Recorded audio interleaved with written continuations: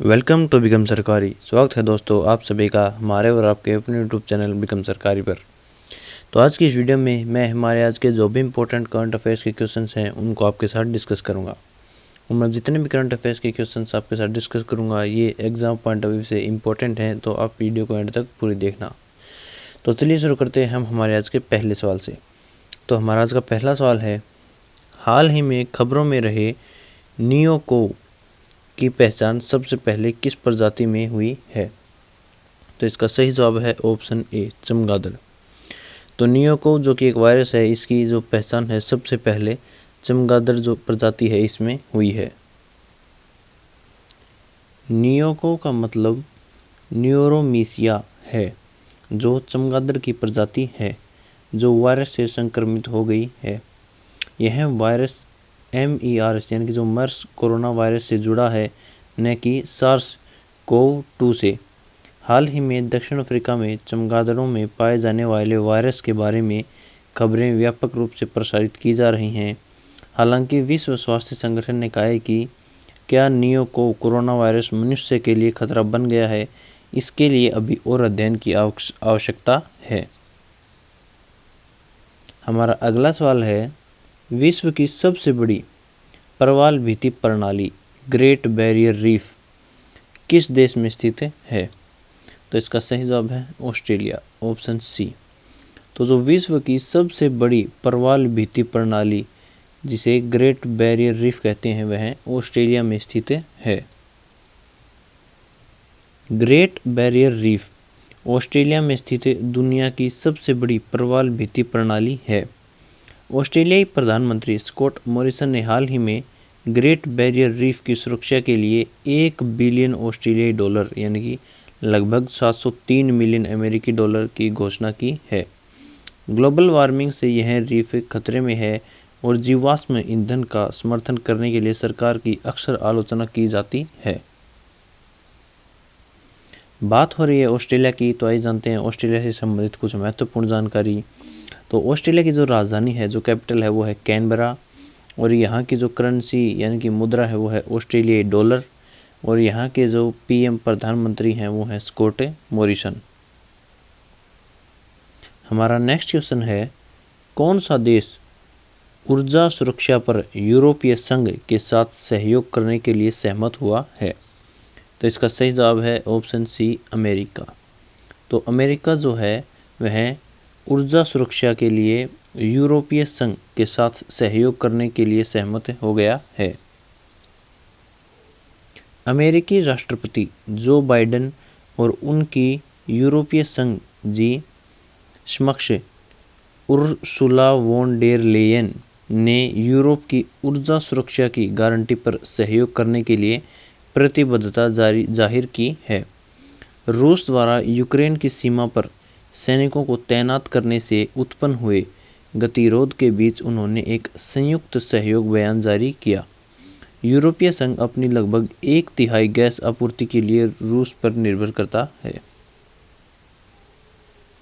हमारा अगला सवाल है, हाल ही में भारत का पहला बुद्धिमान संदेशवाहक पॉप्स किसके द्वारा लॉन्च किया गया है?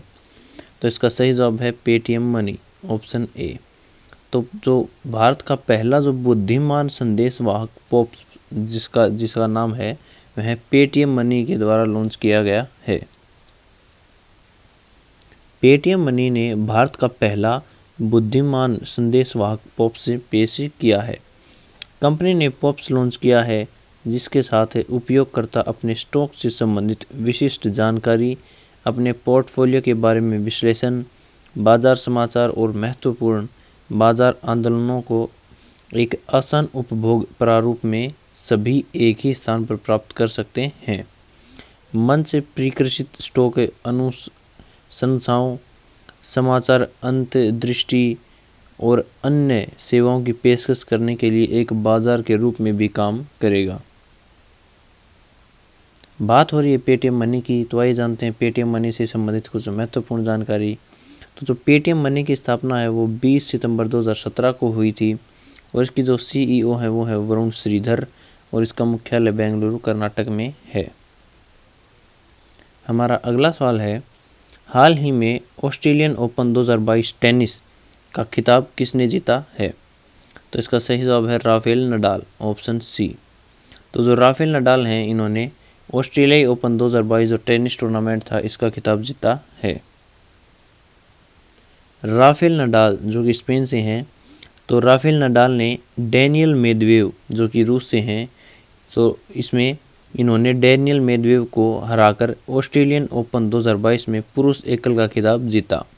यह उनका 21वां मेजर खिताब है और ऐसा करने वाले वे पहले पुरुष खिलाड़ी बन गए हैं।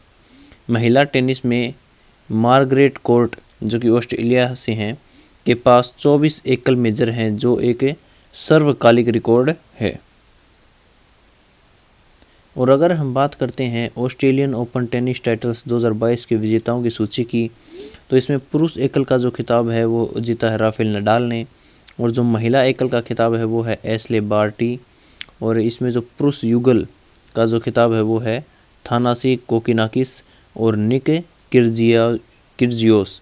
और इसमें जो महिला युगल का खिताब है वो बारबोरा क्रेजिकोवा और कैटरीना सिनियाकोवा ने जीता है। और इसमें जो मिक्स्ड का जो यानी कि डबल मिक्स्ड जिसे मिश्रित युगल कहते हैं, उसका खिताब है क्रिस्टिना मलादेनोविक और इवान डोडिग ने जीता है। हमारा अगला सवाल है, अनुसूचित जाति के उद्यमियों की संख्या सबसे अधिक किस राज्य में है? तो इसका सही जवाब है महाराष्ट्र, ऑप्शन बी।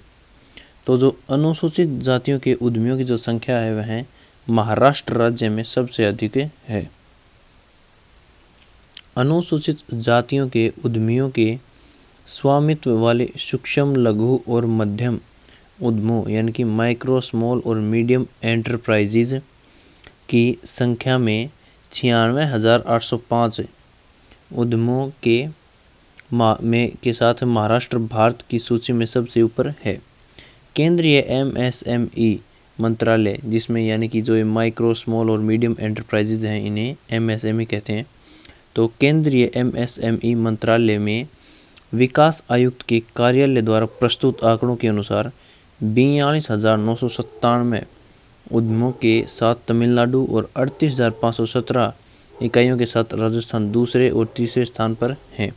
यानी कि जो दूसरे स्थान पर है वो है तमिलनाडु और तीसरे स्थान पर है राजस्थान।